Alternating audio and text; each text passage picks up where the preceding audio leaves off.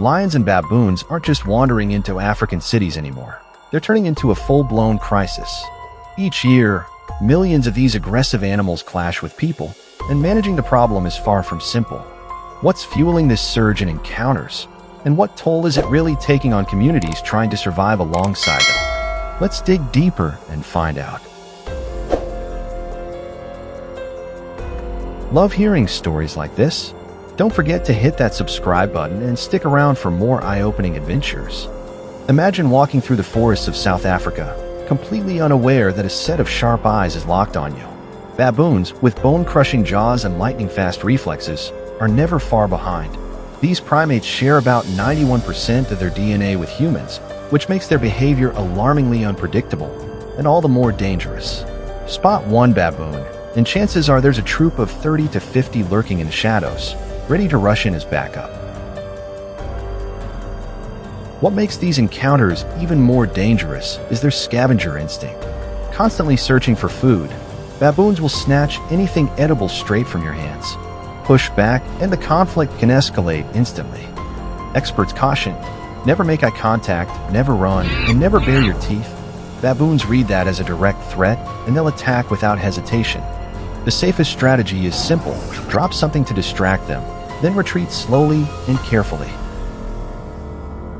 Out in the wild, hunters often find themselves stepping into the role of protectors. But even the most experienced outdoorsman can be caught off guard without proper preparation. A defensive barrier, typically standing 6 to 8 feet high, provides vital protection and cover in the field. With prices ranging from $100 to $300, it's more than just a piece of equipment. It's an investment in survival. Still, a bigger question looms. Are humans themselves driving this conflict? By pushing deeper into untamed habitats, are we really gaining ground, or simply paying the price for our intrusion?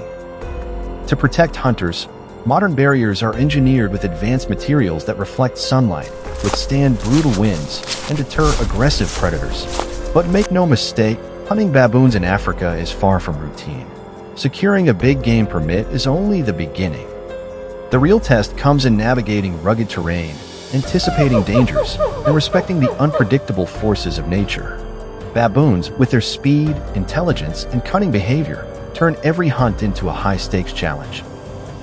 Once a permit is secured, hunters must carefully choose their weapon, most often a Winchester .308 rifle or an H&H Magnum .375. Both pack enough power to bring down a baboon, but accuracy is everything.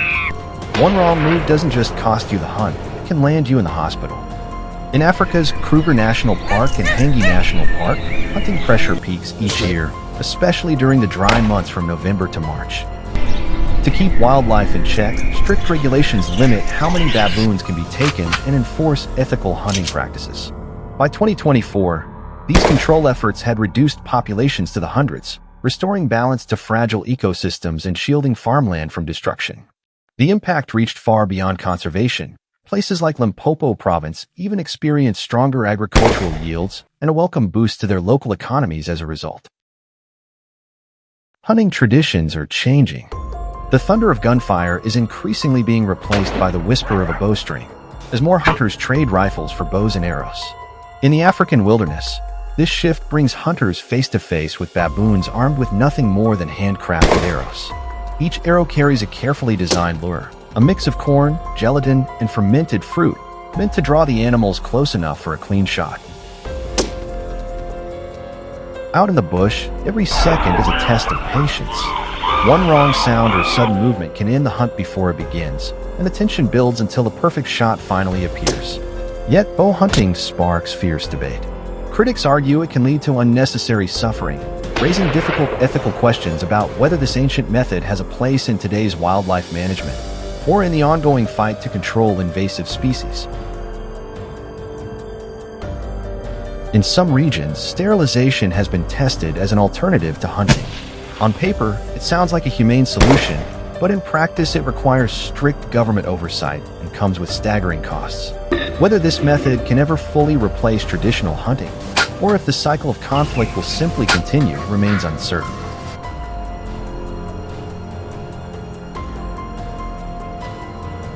Stick with us for future episodes as we dig deeper into this debate and explore the real challenges of managing baboon populations. And don't forget to jump into the comments with your most unforgettable baboon hunting experience in Africa.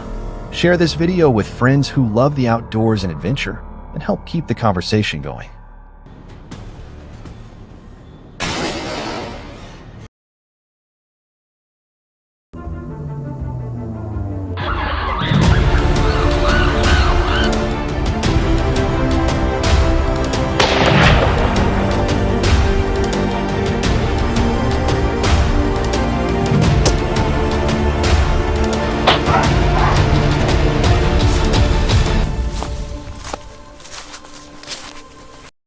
Baboons are becoming a major threat across Zimbabwe, causing chaos in both rural villages and growing cities.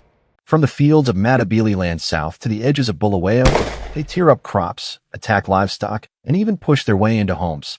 By 2025, the financial toll from these raids has already climbed into the hundreds of thousands. And it's not just farmers who are suffering. In Masvingo, a local radio station lost $15,000 after baboons chewed straight through its broadcasting cables. Outside Harare, farmers report heavy losses as troops of baboons raid maize fields and poultry pens. The conflict peaks during drought seasons, when food is scarce and the animals become even more aggressive. Communities are now caught in a constant battle to defend their livelihoods. So, how do you handle such intelligent, determined animals? This video takes a hard look at the crisis and explores possible solutions, including the controversial use of hunting to control baboon populations. If you want to see more stories like this, make sure to hit subscribe and join us for the next adventure. In Zimbabwe, hunting has become one of the few ways to reduce the damage caused by baboons. Rifle hunting is the most common approach, but it's far from simple. These animals move in established routes along the Save River or near farms in Invade Bridge, making them highly unpredictable and difficult to pin down. To stand a chance, hunters have to study the landscape and the baboon's habits with patience. Success often comes from spotting natural choke points where the animals pause to rest or feed. Thick bush in the Niena region or the rocky outcrops of mana pools are prime locations, offering both cover for concealment and clear lines of sight. By understanding these movement patterns, hunters can anticipate the perfect moment to act.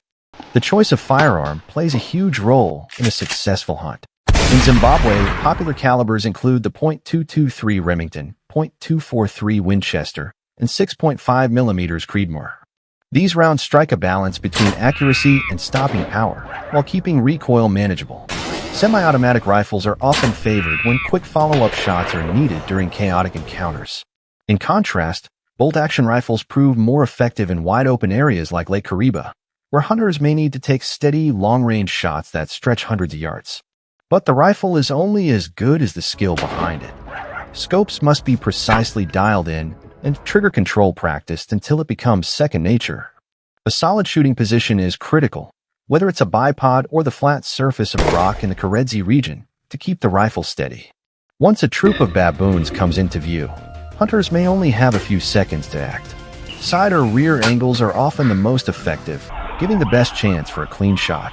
Even after firing, hunters must stay ready, watching carefully as the troop reacts, because a pause or regroup could open the door for another shot.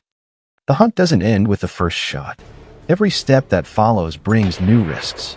A wounded baboon is one of the most dangerous adversaries a hunter can face. Quick, aggressive, and capable of charging without warning. That's why confirming the kill and checking bullet placement is about more than pride. It's a matter of safety and preparation for future hunts. In Zimbabwe, baboons aren't just another target, they're intelligent and unpredictable opponents. Success demands careful strategy, from choosing the right angle of fire to maintaining steady body posture. A single mistake can carry heavy consequences. On average, a baboon hunt runs between $80 and $200, depending on the region, whether it's Masvingo, Gwanda, or Wang. Still, hunting is only a short-term answer to a much larger problem. At the heart of Zimbabwe's human-to-baboon conflict are deeper environmental challenges. Prolonged droughts strip away natural food sources, while expanding farmland in the Midlands continues to shrink baboon habitats. In response, some farms in Masvingo have installed electric fences, while others have tried relocating baboons to protected areas like Ganarizu National Park. Efforts to restore natural food and water supplies could ease the conflict, but such solutions demand significant resources and long-term commitment. This struggle is about more than just controlling a single species. It highlights the broader tension between human progress and the natural world. Baboons play a critical ecological role, from dispersing seeds to keeping insect populations in check. Yet, as their habitats disappear, conflict with people becomes unavoidable.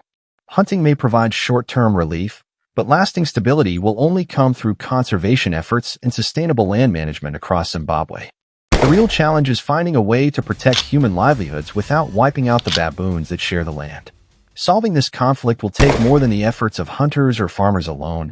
It calls for collective response from the whole community.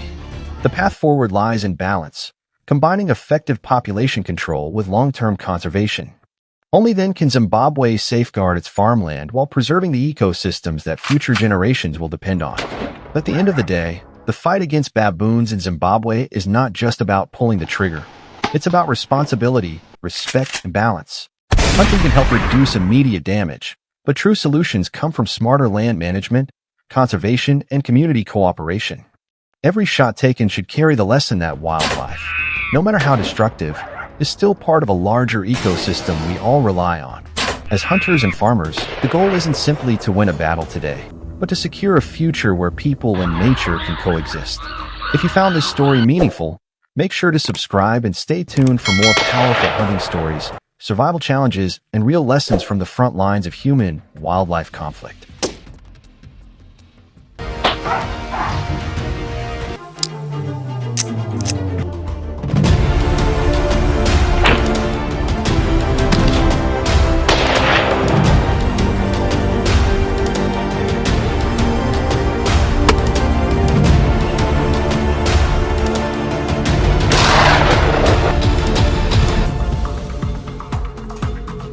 Hello everyone, and welcome back to the channel. Tucked along South Africa's stunning overstrand coast, where towering cliffs tumble into the rolling waves of the Indian Ocean, sits Pringle Bay, a quiet little village less than an hour from Cape Town. With its mild weather, breathtaking scenery, and laid-back vibe, this hidden gem attracts everyone from city developers and weekend travelers to retirees and Afro-Europeans searching for a slice of tranquility. Yet behind the picture-perfect views lies a surprising twist. Pringle Bay isn't just home to beach cottages and mountain trails. It's also territory for chacma baboons, unpredictable primates that roam freely through the region. These wild neighbors treat the rocky hills and lush valleys as their playground, often clashing with locals in a never-ending tug-of-war. One morning you might see them perched proudly on the mountain peaks, surveying the village below like it's theirs. If you enjoy stories like this, don't forget to hit that subscribe button and join us for more incredible adventures from around the world. One moment they're hidden deep in the valleys, and the next they're marching straight into town. At sunrise, the troop often storms Pringle Bay under the command of a scarred old alpha who's clearly survived plenty of battles. What follows is pure mayhem, baboons leaping across rooftops, diving into swimming pools, and turning the quiet village upside down. Residents raise the alarm, but the primates don't seem to care. While the youngsters wrestle and play, the adults get down to business, breaking into homes, raiding kitchens, and leaving a trail of destruction behind. In South Africa's wild coastal terrain, the uneasy standoff between people and chacma baboons is nearing a boiling point. These fearless raiders are more than just a nuisance. Their constant invasions can devastate farms and neighborhoods, racking up damages estimated at nearly $1.5 million a year in some regions. As tempers flare, many residents feel cornered, forcing them to consider controversial tactics like baboon hunting just to restore a sense of order. This uneasy standoff between humans and wildlife highlights a deeper struggle. How do you share the same space when survival drives both sides into conflict? The answer isn't simple, and the tension only grows with every new encounter. Not far away in Betty's Bay, the dense fynbos and jagged cliffs create the perfect hideout for chacma baboons. Here, seasoned hunters step in when the animals become most aggressive and unpredictable. Armed with .308 Winchester rifles for precise long-range shots and Tiger T3 tranquilizers for close-range encounters, these teams move with deliberate stealth, crouching low and weaving through rocks and brush to stay invisible until the moment they strike. Silencers keep rifle fire quiet, while tranquilizers require flawless precision inside 100 feet. To tip the scales, hunters rely on motion sensor cameras and GPS collars, tracking baboon movements and coordinating relocations. It's a delicate balance of technology and strategy in an ongoing struggle where human survival collides with raw instinct. At first light near Pringle Bay, the battle turns tactical as hunters square off against chacma baboons, whose sharp intelligence peaks during their chaotic morning raids. Deep in the Feinboss, steel cages baited with ripe mangoes and wired with infrared sensors lie in wait for the bold young scouts leading each incursion. Every time a trap slams shut, the team feels a flicker of victory, a brief sense that they're winning ground. But the triumph never lasts long. These cunning primates learn fast, memorizing trap sites and forcing hunters into a relentless chess match where every move demands reinvention. The cost of these clashes isn't just measured in dollars, it's also emotional. Culling baboons, animals known for their tight-knit, almost family-like bonds, leaves many locals uneasy. Their raids, fueled by the instinct to survive rather than malice, cause as much as $1.5 million in damages every year across South African communities. Still, for residents of Pringle Bay, killing them feels like striking at the very soul of the region's wild beauty. To find a middle ground, conservationists are pushing for gentler solutions. Air horns and pepper spray are used to drive baboons away, while wildlife wardens rely on radio trackers to redirect troops towards safer feeding grounds like the remote Kogelberg biosphere. The goal is simple but urgent, protecting livelihoods without extinguishing the untamed spirit of the land. Can we strike a balance, protecting human livelihoods while still respecting the wild spirit of these intelligent animals? This video is created for education and awareness, with every scene following local laws and ethical hunting practices. Out here in the rugged terrain and dense forests of the Guadalupe Mountains, the hunt is as much about stewardship as it is about survival.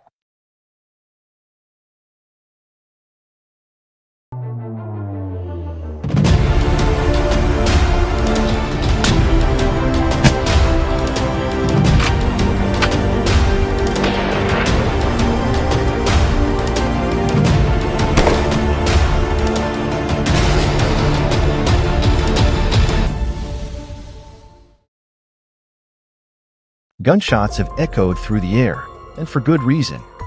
Welcome back to Northwoods Pursuit, where today we're diving into a wild story unfolding in Olin, Texas, a town suddenly overrun by monkeys. That's right, thousands of primates have turned this once quiet community into their own playground. The Texas Department of Wildlife estimates between 2,600 and 3,000 monkeys are now roaming the streets, leaving behind broken fences, raided yards, and growing concerns about public safety. So how did this small Texas town transform into a monkey metropolis, and what's being done to get things under control? Stick around, because we've got the full breakdown. And if you enjoy uncovering unbelievable real-world stories like this one, make sure to hit that subscribe button. We're on the road to 10,000 subscribers, and you won't want to miss what's coming next. The monkey crisis in Olin didn't appear out of nowhere. It started with what seemed like harmless fun, locals tossing snacks to curious primates. But those free handouts quickly turned timid monkeys into fearless scavengers. Now they tear through trash cans, sneak inside homes, and leave destruction in their path. The result? A 30% spike in trash complaints and a sharp rise in health risks, with disease concerns from human-monkey contact doubling in just a single year. With the situation spiraling, officials are rolling out a drastic and controversial solution, an organized hunt to cut the population down. Only seasoned hunters are being recruited, each armed with a .222 caliber rifle, chosen for its precision and ability to ensure a swift, humane kill. 20 teams will be stationed across the most heavily impacted areas, targeting neighborhoods where daily life has been turned upside down. And to drive participation, the government is putting serious money on the line, a $500 reward for every monkey removed. The proposal has sparked heated controversy. Animal rights groups and many local residents argue the hunt is cruel and unnecessary, warning that wiping out large numbers of monkeys could disrupt the delicate balance of the ecosystem and create new problems down the line. Their pushback raises an important question. Is lethal force really the only option, or could a more compassionate approach solve the crisis just as effectively? To address those concerns, officials have introduced a non-lethal alternative, cage trapping. These heavy-duty metal enclosures are built with safety in mind, protecting both the monkeys and the handlers. Equipped with secure sliding or spring-loaded doors, the traps are designed to minimize stress while preventing escape. Wildlife teams place them in areas with the highest monkey activity, baited with irresistible treats like bananas, mangoes, apples, and nuts. Once a primate steps onto a trigger, whether a pressure plate or tripwire, the door snaps shut, capturing the animal quickly, safely, and humanely. This strategy strikes a balance, reducing the monkey population while keeping animal welfare front and center. And the results speak for themselves. Data from the Texas Parks and Wildlife Department shows more than 2,700 monkeys were safely captured in 2024, a noticeable drop from the 3,800 caught in 2023. In just the past 2 years, over 2,500 monkeys have been relocated to wildlife reserves, giving them space to live freely without wreaking havoc in nearby communities. Still, the problem is far from solved. The invasive population continues to test the patience of residents and officials alike. Metal traps remain the most reliable option, but some locals experiment with homemade wooden traps, though they're harder to build and far less effective. Whether you're using professional equipment or DIY methods, understanding how each trap works is essential before attempting to capture these clever, elusive primates. So what do you think? Are these monkeys just a quirky twist of nature, or a serious problem that's spiraling out of control? Share your thoughts in the comments below. Press 0 if you're simply fascinated, 1 if you're genuinely concerned. We'd love to hear where you stand. While Olin deals with its monkey dilemma, another Texas town, Locke, is fighting a very different battle. Under the blistering summer sun, farmers there wake up to find their land ravaged by wild hogs. Picture it. Dawn breaks, you grab your morning coffee, and instead of peace, you're staring at shredded fields, broken fences, and months of hard work gone overnight. These destructive invaders aren't just a Texas problem. They've spread across much of the U.S., from the Lone Star State to the Midwest, leaving billions in damage and putting countless farmers' livelihoods on the line. Out in West Texas, farmers aren't backing down. They're turning to bold, innovative tactics to reclaim their land. Instead of relying on traditional hunting, which often scatters herds and makes the damage worse, many are now using massive pen traps. Picture this. A 40-foot wide cage built from steel panels 5 feet high and locked into T-posts, sturdy enough to contain even the meanest hog. Farmers bait the traps with corn and fruit scraps, leaving the gates open for days so the hogs get comfortable wandering in and out. Once the herd lets its guard down, the real magic happens. Trail cameras connected to smartphone apps keep watch until the perfect moment, usually when 30 or 40 hogs are inside at once. With a single tap, the gates slam shut, capturing the entire group in seconds. In one night, a farmer can take dozens of hogs off the land, protecting acres of crops from destruction. The results speak for themselves. In 2024 alone, farmers in Love County trapped more than 60,000 hogs, proving this method leaves old-school hunting in the dust. But the job doesn't stop once the hogs are caught. Wearing protective gear, farmers carefully load the animals into trailers to avoid injuries from razor-sharp tusks or exposure to disease. From there, USDA Wildlife Services takes over, either transporting the hogs to processing facilities or humanely culling them to reduce health risks. To keep the pressure on, farmers also reinforce their land with electric fencing and motion-activated lights, making it harder for hogs to return. These combined efforts paid off big. In Love County, crop damage dropped by 35% in just a single season, proof that modern strategies can actually turn the tide in this battle. Still, the larger fight is far from settled. Across Texas, the wild boar crisis has ignited fierce debate among farmers, hunters, lawmakers, and ecologists. Some politicians argue for open hunting seasons, claiming it gives locals the freedom to deal with the problem head-on. Critics push back, saying unregulated hunting scatters the herds, only spreading the destruction further, and instead call for state-backed trapping programs. Hunters fear those programs could edge them out, while ecologists warn that invasive hogs pose a direct threat to native species. And in the middle of it all, political gridlock in Austin leaves frustrated farmers scrambling to defend their land on their own. Then in states like South Carolina and Kansas, hunting wild boar is still a favored tactic, but it's anything but simple. These animals are fast, intelligent, and protected by a thick shield of fat that makes them hard to bring down. In South Carolina, veteran hunters often rely on high-powered rifles like the Remington 700 chambered in 6.5 Grendel, valued for its accuracy and stopping power. Lighter firearms, like .22 LR handguns, are brushed off as rookie gear with little chance of success. Meanwhile, Kansas hunters lean on a different approach. Late summer through early fall marks peak hog season, when archers take to the fields with compound bows for their unmatched precision. Corn bait laced with strong scent attractants draws the hogs in close, sometimes within 30 yards, allowing hunters hidden in blinds to take carefully placed shots. Hunting, whether it's tackling invasive monkeys in Olin or battling wild hogs across Texas, comes with a responsibility far greater than just pulling the trigger. Every shot, every trap, every strategy carries consequences for people, animals, and the land we all depend on.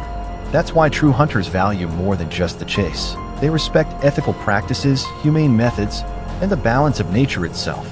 At Northwoods Pursuit, we believe hunting is not about destruction, but about stewardship, protecting communities, preserving ecosystems, and passing on traditions rooted in respect. If you share that vision, stick with us, because the stories don't stop here. Hit that subscribe button and join us for the next adventure where we uncover the raw, untold battles shaping the wild landscapes of America.